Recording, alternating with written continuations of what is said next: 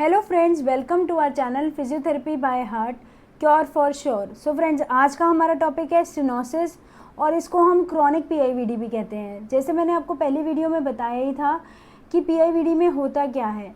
उसमें मैंने आपको बोला था कि डिस्क जब बाहर आती है तो सीवियर पेन होता है और पेशेंट को बहुत अनबेरेबल पेन की वजह से पेशेंट मूव भी नहीं कर पाता है। बट इस कंडीशन तक आते आते पेशेंट थोड़ा सा सेटल डाउन हो जाता है और मूवमेंट में उसको मूवमेंट कर तो पाता है, पर मूवमेंट में जैसे सिटिंग में, लाइंग में या फिर प्रोलॉन्ग वॉकिंग में, प्रोलॉन्ग स्टैंडिंग में उसको पेन होता है।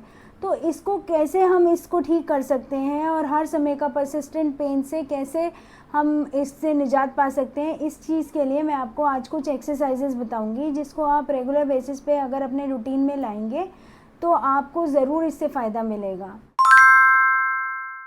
सो फर्स्ट एक्सरसाइज में हम सीधा लेट के दोनों नीज को बेंड रखेंगे, एक लेग को दूसरे नी पर रखकर उसको अपोजिट डायरेक्शन में बेंड करेंगे और 5 सेकेंड्स का होल्ड देंगे। 1 2 3 4 5 ऐसे ही 1 2 3 4 5 ऐसे ही हम इस लेग की 10 टाइम्स रिपीट करेंगे। ऐसे ही दूसरी लेग की एक्सरसाइज करेंगे और उसको भी 10 टाइम रिपीट करेंगे। 1 2 3 4 5 1 2 3 4 5। अब सेकेंड एक्सरसाइज में भी हम इस पोजीशन में रहेंगे, स्ट्रेट लेट कर नीज को बेंड रखेंगे और नी टू चेस्ट करेंगे। अब नी टू चेस्ट एक्सरसाइज हमारे एक्यूट केस में भी काम करती है। ये एक्सरसाइज दोनों केसेस में काम करती है क्योंकि इसमें हम पेल्विक एडजस्टमेंट कर रहे हैं। नी को अपने चेस्ट की तरफ लाएंगे जितना इजीली ला सकते हैं, 5 सेकेंड्स का होल्ड देंगे और 10 टाइम्स रिपीट करेंगे। 1 2 3 4 5। ऐसे ही अपोजिट लेग की 1 2 3 4 5।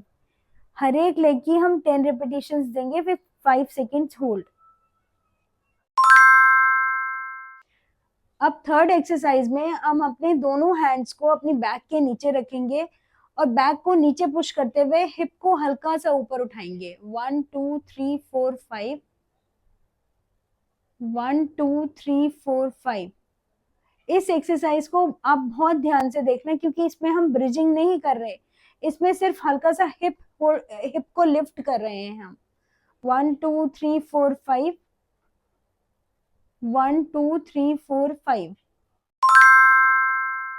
अब फोर्थ एक्सरसाइज में हम अपने लेग्स को स्ट्रेट रखेंगे और एंकल को मूव करेंगे। इसको एंकल पंप एक्सरसाइज भी कहा जाता है।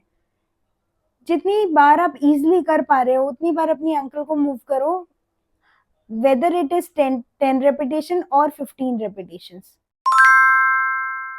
सो फ्रेंड, इस एक्सरसाइज में भी हम दोनों नीज को बेंड रखेंगे, एक थाई को होल्ड करके अपने लेग को एक्सटेंड करेंगे जितना इजीली हम कर पा रहे हैं और एंकल को डॉर्सीफ्लेक्स करेंगे जितना इजीली हमसे हो रहा है। 1 2 3 4 5 सेकेंड्स का होल्ड देंगे, फिर वापस, फिर 1 2 3 4 5, फिर वापस।